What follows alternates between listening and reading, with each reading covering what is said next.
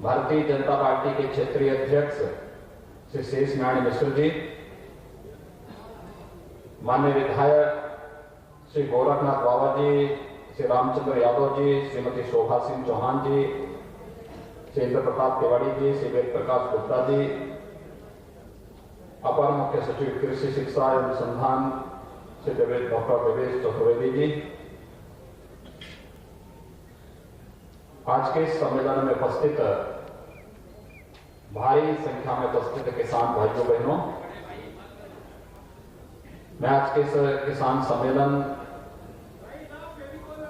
और इस कृषि प्रदर्शनी कार्यक्रम के अवसर पर आप सबका हृदय से अभिनंदन करता हूं, आप सबका मैं हृदय से स्वागत करता हूं।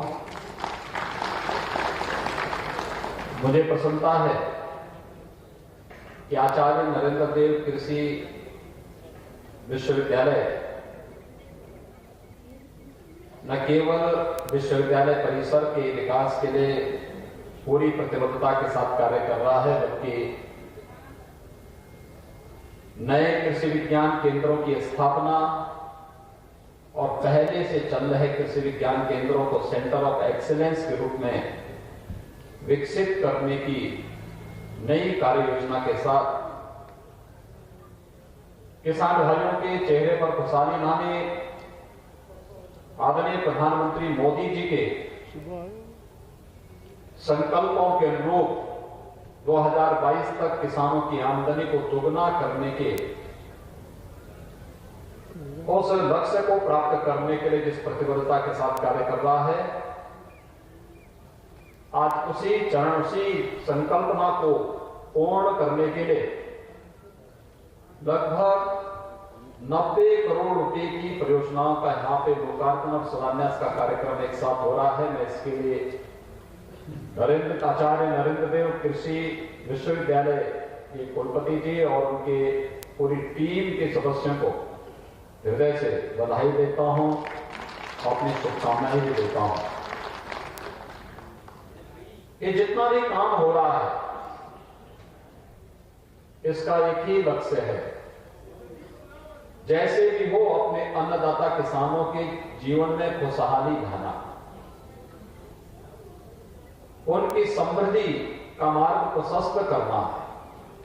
और समृद्धि और खुशहाली का मार्ग निकलेगा तब जब किसान की खेती की लागत को कम किया जाएगा, उत्पादन बढ़ाया जाएगा, किसान को खेत से लेके खलिहान तक, बीज से लेके बाजार तक एक चेन के साथ जोड़ने का कार्य होगा। उसे नई तकनीक, समय पे बीज और खाद, समय पर कृषि वैज्ञानिकों की उचित सलाह और सहयोग उसे प्राप्त होगा तो हमारा अन्नदाता किसान वह सब कुछ करने की सामर्थ्य रखता है जो देश उनसे अपेक्षा रखता है, जो अपेक्षा प्रधानमंत्री जी ने किया है। और मैं अभिनंदन करूंगा प्रधानमंत्री जी के विजन का और अभिनंदन करूंगा देश के अन्नदाता किसानों का, जिन्होंने पिछले 6 वर्षों के अंदर रिकॉर्ड मात्रा में खाद्यान्न उत्पादन कर भारत की खाद्यान्न आत्मनिर्भरता को दुनिया के सामने एक बार फिर से साबित किया है। भाइयों बहनों, तकनीक की जानकारी होना आज के दिन की बहुत बड़ी उपलब्धि है। आज आप देखते होंगे भारत सरकार की या प्रदेश सरकार की कोई भी योजना आ रही है, हम उसे तकनीक के साथ जोड़ करके कैसे उसके जीवन में, किसान के जीवन में, मजदूर के जीवन में, सामान्य नागरिक के जीवन में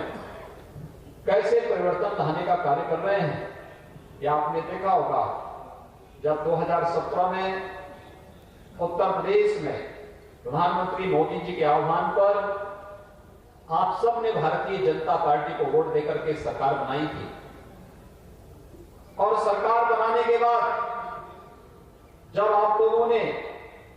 जो भारतीय जनता पार्टी का लोक कल्याण संकल्प पत्र था कि हम किसानों के 1 लाख रुपए तक के कृषि ऋण को माफ करेंगे, और हमारी पहली ही कैबिनेट ने यह निर्णय लिया, तो वह पैसा सीधे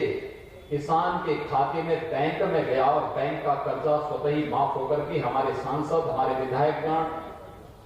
किसानों के पास सर्टिफिकेट लेकर के पहुंचे थे कि सर्टिफिकेट आपका है अन्नदाता, ये आपका सर्टिफिकेट है, अब आप कर्ज से मुक्त हुए हैं। यानी कर्ज से मुक्त होने का मतलब आपके जीवन में खुशहाली लाना हमारा दायित्व है। उस दायित्व के लिए हम सब आपके साथ जुड़े हुए हैं। भाइयों बहनों, यही तो शासन की मंशा है। याद करिए, जब 2014 में प्रधानमंत्री के रूप में शपथ ग्रहण करने के तत्काल बाद मोदी जी ने इस देश को अपने संबोधन में एक ही बात कही थी। उन्होंने कहा था कि हम लोग इस देश के अंदर गांव के लिए, गरीब के लिए, किसान के लिए, नौजवान के लिए, महिलाओं के लिए बिना भेदभाव के कार्य करेंगे, उसके अनुरूप योजनाएं बनाएंगे। योजना में कोई भेदभाव नहीं हुआ।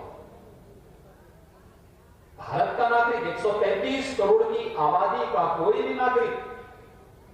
शासन की योजनाओं से लाभान्वित हो सकता है। उसकी एक पात्रता तय कर दी, पूरे देश के अंदर से समान रूप से लागू कर दिया गया।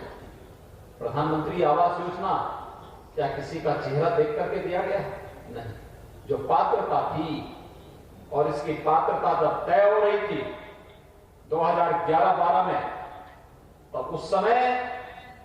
ना प्रधानमंत्री के रूप में मोदी जी थे, न मुख्यमंत्री के रूप में मैं था, लेकिन पात्रता जो विपक्ष ने तय की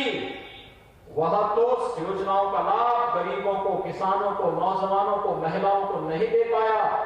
लेकिन प्रधानमंत्री बनते ही मोदी जी ने वह कार्य करना प्रारंभ कर दिया। चाहे वह आवास की सुविधा हो, शौचालय की सुविधा हो, विद्युत कनेक्शन का है, रसोई गैस का है, आयुष्मान भारत का है, ये सभी योजनाएं तो दी ही। लेकिन अगर किसानों के बारे में ही हम देखेंगे, सॉयल हेल्थ कार्ड से लेकर के प्रधानमंत्री फसल बीमा योजना, प्रधानमंत्री कृषि सिंचाई योजना, वन क्रॉप मोर क्रॉप के साथ, तकनीक के साथ खेती किसानी को जोड़ने, एक एक बूंद पानी की कीमत को समझने, कृषि विज्ञान केंद्रों की एक श्रृंखला खड़ा करने और उसके माध्यम से किसान भाइयों को तकनीक